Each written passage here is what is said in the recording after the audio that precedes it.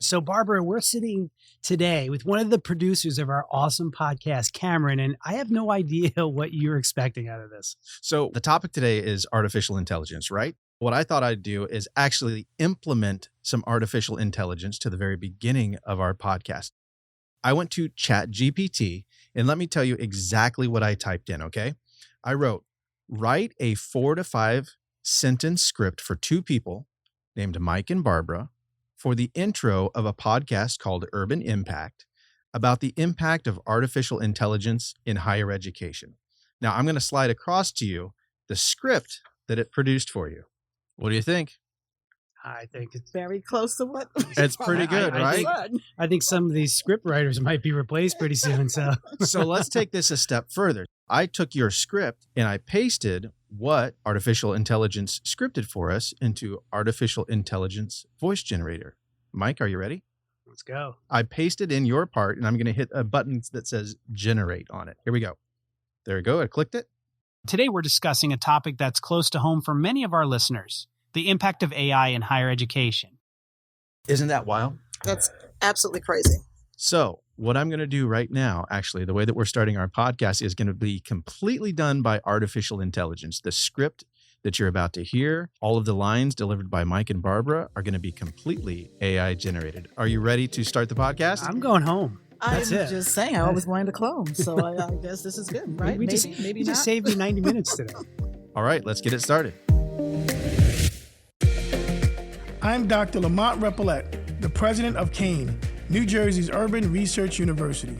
This is Urban Impact, a podcast where we examine the complex issues facing urban communities through meaningful conversations with scholars, community leaders, and others who are driving change.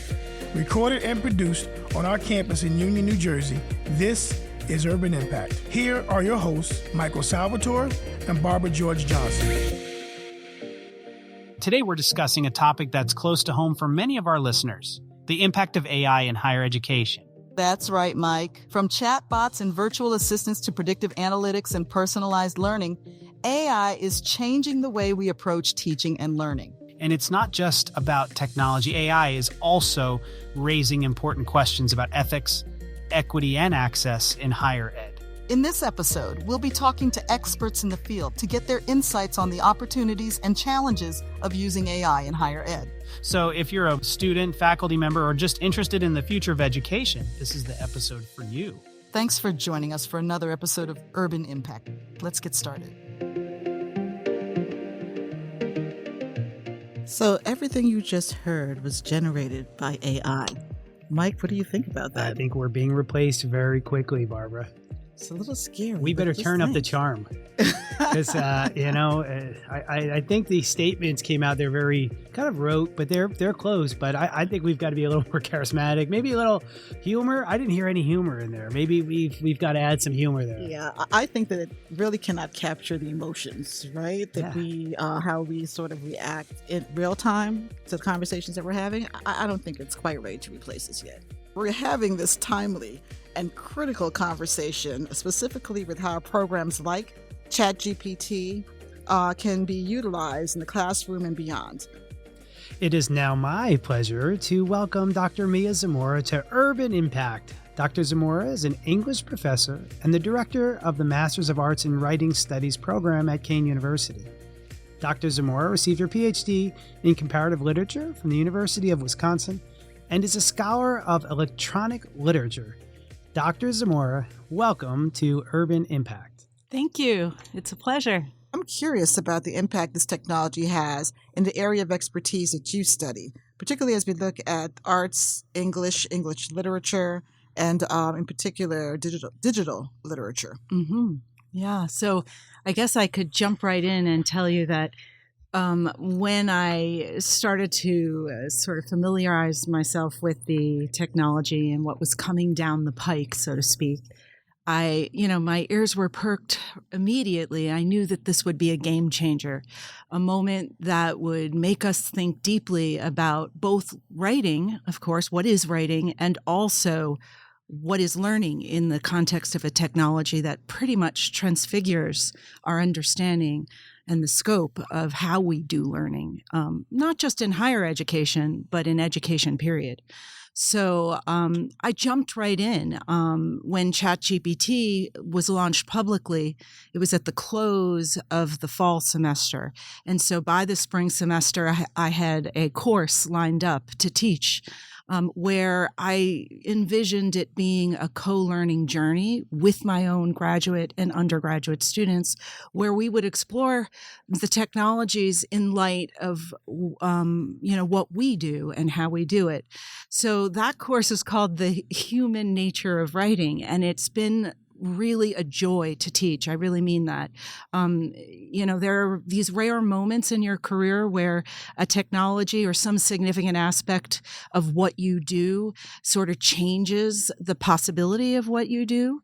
And what better way to jump into understanding that than working through it with your students. So, there's many different directions I could take the conversation, but maybe you guys want to, ask me something more specific about what we've done and what I'm discovering along the way. But I do think I'll just say one last thing, which is I think there's two prongs here. One is thinking deeply about writing and what writing is. And we did that, rather robustly in the course of the semester, but also thinking about the way artificial intelligence shifts an understanding and possibilities regarding learning. What is learning? And those two things are not disconnected, obviously, but we were grappling with both at the same time. Not that I need to, but let me qualify you for this conversation here. So you're a scholar of electronic literature. And you've written extensively about how digital technologies are transforming education in the 21st century, which is the topic we're here all to discuss today. But how does a large generative language model bot like ChatGPT impact our students, and what does it look like for them in the classroom today and for the future? I think that automatic impulse is probably a story that is easy to imagine. Oh my gosh, I can write my paper so much more easily because now I can just feed the prompt into the model, right? And but there's so much more, right? It's clear that ChatGPT, gives us grammatically correct, for the most part, grammatically correct language, that it follows argumentation somewhat logically, but there's so much to be aware of. And, it gets facts incorrect, or there's a lot of incorrect information that's spit out. But even more so, what does it mean to write? That's connected to what does it mean to think? And if you're passing off the thinking process to the machine, then in some ways you're not exercising certain muscles that need to be exercised over and over again in order to refine the ability to think critically. And that was one of the things we discovered in the course. That is, we spoke a lot about intention in writing. So you imagine that there's something going on in your brain, in your mindscape, and you want to be able to articulate that. And sometimes people struggle when they go to write something because they can't quite get the words out for what it is that's sort of rummaging around in their mindscape. And that's basically what writing's all about. And so part of writing practice is connected to revisioning, thinking over and over again until you get that message just right. What we discovered in the course as well is that, the impulse in the world is we live in an information society, and information is very important. But there's something beyond information, and that's meaning. And meaning is more nuanced because it isn't just a passing on of facts that need to be known or skills that need to be processed. It's also a kind of impulse to share a bit of what we know as humans in a way that's impactful in connecting with other humans and in other communities, etc. And so when we come across writing that's truly meaningful, there's a complexity to it that is not just about imparting the information, like getting directions. And so that area, that murky area of intention in writing, was something that we paid close attention to, and connected it to a sense of mindfulness about what's happening in our brains when we try to write. So we experimented a lot with using the ChatGPT model and also other artificial intelligence platforms. So pseudo-write was another one that we've worked with and played around with. But my students were sort of asked in some ways to be very mindful of the moments in which these tools opened up their creativity and helped them start to think about other pathways of where, the words could take them. And then times in which when it felt like a constraint that sort of cut them off from something that was growing within their own intention, the building of that intention in the act of writing. So that's just a sort of little lens into the kind of experiments we've been doing together. So I love the answer and the approach to how we think about tools like ChatGPT, right? Mm-hmm. Because I think from the scientific perspective, I think I got from the conversation from looking at it through the scientific lens, that in actuality, as humans, we're also our brain is finding patterns and trends and trying to assess bits and pieces of experience to create whatever it is that we're creating, whether it's literature, art, music. And so couldn't you see AI evolving to that space where it's sort of iterating and creating? And so what makes us any different or unique from this evolution of AI? And how do we get in front of it to be co-collaborators, as you're saying? Yeah, this is a great question. Thanks for asking. And I'm not, I'm not entirely confident in my answer, but I'll wade into the water, so to speak. I think there's something that's profound about computational power that is undeniable, and that is a sort of combinatorial engine. The computer can sort of mash up patterns, whether it be in language or any other, forms and packets of knowledge. The computer can combine patterns so profoundly, but we have to remember that the computer can't think. Right? The computer just scrambles and mashes up things based on former patterns, and then a kind of repurposing of that. There's no feeling in a computer. There's no emotion in a computer, right? And that it's an obvious point and not so obvious point when a machine starts to be perceived as sentient, but it is a machine. Human beings have, they have experience, they have histories, they have an emotional sort of data set of their own that's particular to them. And so that combinatorial impulse that occurs in our own human brains is particular to our history, our experience. And perhaps if we get really sort of deep about it, it even is ancestral, like meaning in our DNA is the trauma or the joys and the triumphs of our ancestors, right? So as a humanist, I have this, forever impulse to center humanism in the conversation. And maybe it's also connected to spirituality and faith too, to be honest with you. But I do think that the combinatorial creativity of a human being is more precious than the sort of infinite power of combinatorial engineering that comes from the computer. And that is because in us is deeper human knowledge that we need in order to solve problems in this world. We haven't been able to do it so far. There's a lot of pain and there's a lot of difficulty in this world that we share together. But in all essence, I think if we are going to reach for designing a better world and a better future, we have to never forget the preciousness of combinatorial creativity that lives within our hearts and our imaginations. I'll say one more thing. As a humanist, I think that imagination is a really important part of the work we do. We have to grow the imaginative capacity of future generations in order to solve the problems that we have inherited and that have been extended for time immemorial in human history. How do we expand imagination? That's a hard question. But I think it's in the work we do in the classroom to some extent.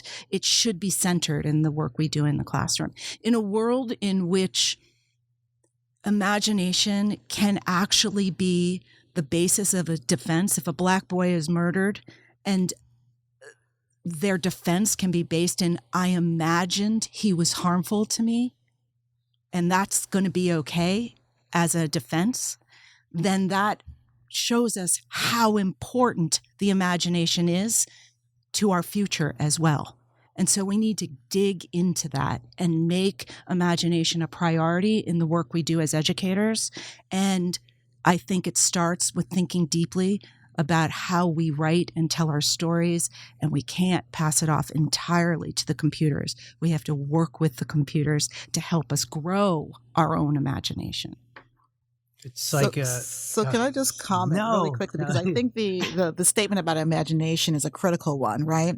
So just as someone imagines that this Black boy is harmful, that is based on experience and thought or conditioning or whatever that case may be, right? So we have to think about, again, how we're creating AI, because it's coming from human input in ways that may be biased, right, or discriminatory towards a particular pattern or substance. So I think the philosophical component is something that I would love to delve into at some point. But Mike, I'm going to turn it over to you. No, Barbara, keep going, because this is the same passion I have. When you started speaking, you draw some inspiration. So you're a great example of why being fixed on artificial intelligence is not necessarily a good thing, right? Because we need to be inspired, and we need to have passion about what we're talking about. And we need to care for each other and figure out how to do that creatively. Yeah, so Barbara, continue with that. Yeah, so, one of the things that we didn't quite touch on when we looked at it from a scientific perspective, which I think we should in science, right? The ethics. Yes. So we're looking at ethics and moral, exactly, moral compass, right? Ethics and question. How we tie that all into culture and experience, so that when AI is evolving, we're not making the same mistakes that humans have been making for generations in how we treat and deal with each other, and then how we do resource allocation and all of those things, right? Because as I stated, I think in the very beginning, as we came on to talking about the arts and cultural and literal component of AI, let's not make the same mistakes that we've made not paying attention to the evolution of the World Wide Web and the internet and now social media. So how do we use the learning experiences of that genre to think an industry, right? To think about how we now get in front of all of those ethical and philosophical concerns with AI. Well, so I love this question. It's a big opening in a way, but I love that you brought up the whole issue of the bias that's baked into the data set. And this leads me, and this is a major concern, is that the computer is only as smart as the data it's fed. And if the data that's scraped is basically all of human output, then it is flawed, as we know, based on, human history. And so one of the things that this leads me to sharing with you what has emerged from the course, which is an apprehension that we need to develop, understand, and pursue a critical artificial intelligence literacy in our educational arena. So basically, before this moment, part of what I've done as an English professor, I'm a literature person and a writing studies person, but a lot of what's been in my wheelhouse is digital literacies, talking about how we are literate in a digital world with digital cultures, et cetera. And, part of that has been data and data tracking and data surveillance. That's been an open conversation. Sometimes people think, oh, that doesn't happen in the English department. But in our English department, it does, and I'm proud to say that. But now that business of the wheelhouse of digital literacies it has to be expanded to critical AI literacies as well.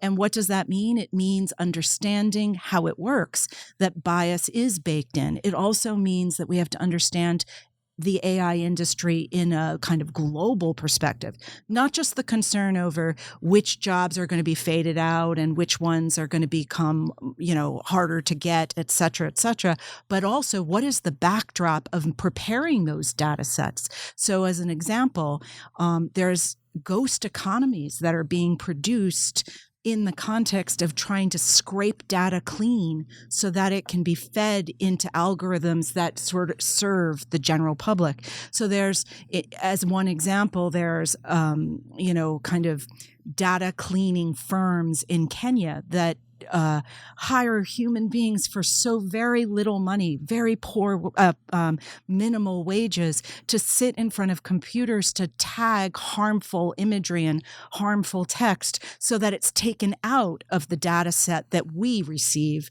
when we're working with something like ChatGPT. But what happens to those human beings? And there's literally therapists on, but it doesn't matter. For the pittance of a wage in a global economy, they are doing the work of and being violated and traumatized in order for this industry to march forward. And so I want my students to understand how we're all connected and to see even those corners of the industry as this all unfolds and to start questioning that. But ultimately, one of the things that was really a wonderful moment in my course this spring was when one particular student who's so brilliant, started to ask ChatGPT, how, will the machine overcome the human in terms of being able to know what's best for the human in this world? And the machine actually is very deeply clever in its response, but the response was basically, it's as good as you are. And that, I think, means we have work to do because we're not that good. There's some of us are good, some of us are not good. Do we care for each other in a way that raises all boats? This issue of equity that we've prioritized here at Kean isn't just something that is a talking point. It's a way to practice how to live. And we need to imagine that with our students in ways beyond what's, your usual policy or something like this. We have to imagine worlds we can't see in order to get out of what we're in right now. And so I think that is the realm of arts, the humanities, and so there is a role we play, and that feeds into preparation for the ethicists. By the way, that's the new horizon for majors. And, I'm a data science major, or I'm a data ethicist. This is an opening in our society in terms of what we need moving forward. So hopefully people are doing that work, and the humanists are helping the ethicists do that work in ways that will help us overall. And I would agree. I think that, ethics and humanism and all of those things are on the rise in higher education. Absolutely. Because those are majors that I think are going to be critical to how we maneuver in this AI and technological world. We're going to need to get you back. Well, thank you both for having me. And I love speaking about this. It matters so much. We started with the whole notion of care and community. And I think that's sort of our ground level for talking about technologies. Great. Well, thanks for joining us on Urban Impact. Thank you. Thank you for listening to Urban Impact, a podcast produced by Kean, New Jersey's Urban Research University. Subscribe, rate, and review wherever you get podcasts. For more information, visit kean.edu/urban-impact.